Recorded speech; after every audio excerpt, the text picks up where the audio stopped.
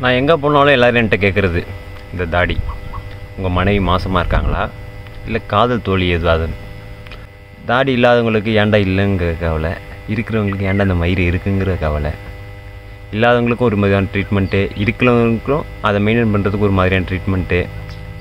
ஒரு 10 வருஷத்துக்கு முன்னாடி நினப்பேன், என்னடா ஒன்றுமே இல்லையேன்னு, இந்த இடத்துல பட்டையாக இருக்கும். இப்போ வளர்ந்ததுக்கப்புறம் தோணுது, ஏன்டா இருக்குன்னு தோணுது. அதாங்க இந்த உலகமே தான். இருக்கிறவனுக்கு ஏன் இருக்குன்னு தோணும், இல்லாதவனுக்கு ஏன் இல்லைன்னு தோணும். இன்னொன்று நிறைய விஷயம் இருக்குது. ஏதாவது சாப்பிட்டா இங்கே ஏதாவது ஒட்டிக்குதான்னு அதெல்லாம் வேறு பார்க்கணும், பார்த்து இருக்கணும். சம்மர் டைம் பரவாயில்ல, என்ன வேர்வை இருந்ததுன்னா இது வழியால் சுட்டி வரும். அதுமாரி தண்ணி மூஞ்சி கழுவுனா இதில் அப்படியே தேங்கிருந்து அப்படியே சுட்டும். இதே வின்டர் டயத்தில் இந்த இடத்துலலாம் கொஞ்சம் வலிக்கும். இதை மெயின்டைன் பண்ணுறது இருக்குது பாருங்கள். பொதுவாக தாடி நாங்கள் ஏன் விற்கிறோம், முடி நாங்கள் ஏன் அதிகமாக வச்சுருக்கோன்னா ஏதோ ஃபேஷனுக்காகலாம் இல்லை. சொல்ல போனால் காசு இல்லை. இப்போ உள்ள காலகட்டத்தில் பார்த்திங்கன்னா எல்லாமே விலை அதிகமாகிடுச்சு.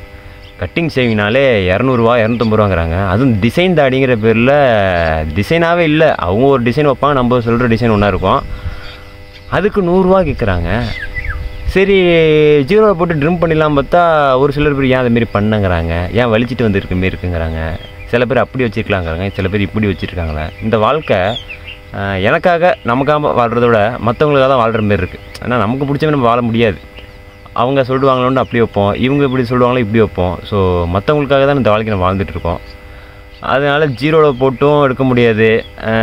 ஷேவ் பண்ணாலும் அதோட கொடுமை, பெரிய கொடுமை. அது இந்த வெய்ய காலத்தில் சொல்லவே தேவையில்ல. ஷேவ் பண்ணிவிட்டு இருக்கவே முடியாது.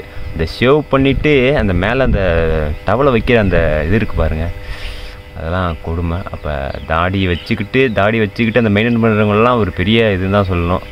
ஸோ நானும் கடவுள் தான் சொல்லிக்கிட்டு சில பேர் தாடி வச்சுட்ருப்பாங்க பார்த்தீங்களா, அவங்களாம் எப்படி அதை மெயின்டைன் பண்ணுறாங்களோ தெரியல. நான் கடவுள் மாதிரி இருக்கிறவங்களாம் எப்படி அதை மெயின்டைன் பண்ணுறாங்கன்னு எனக்கும் புரியல.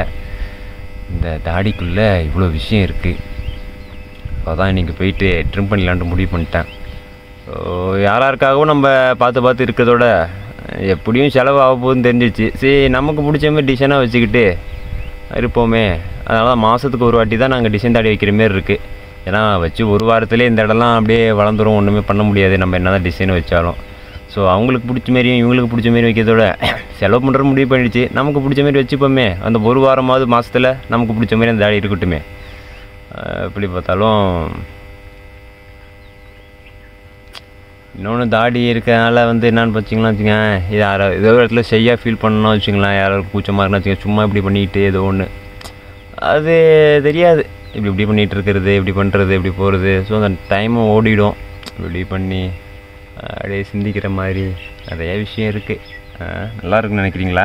பாருங்க, சில பேருக்கு இயல்பாகவேங்க ஸ்ட்ரெச்சராகவே இருக்கும், தாடி ஷேப்பாகவே இருக்கும். கம்மியாக இருந்தாலும் நல்லாயிருக்கும். சில பேருக்கு அந்த ரொம்பலாம் கேர் பண்ணணும் தேவையில்லை, அந்த டிசைன் பண்ணலாம் அதுவாகவே இயல்பாகவே இருக்கும். நாங்கள் சில பேர் தான் வளர்த்து அந்த பள்ளத்தெல்லாம் மூடணும்.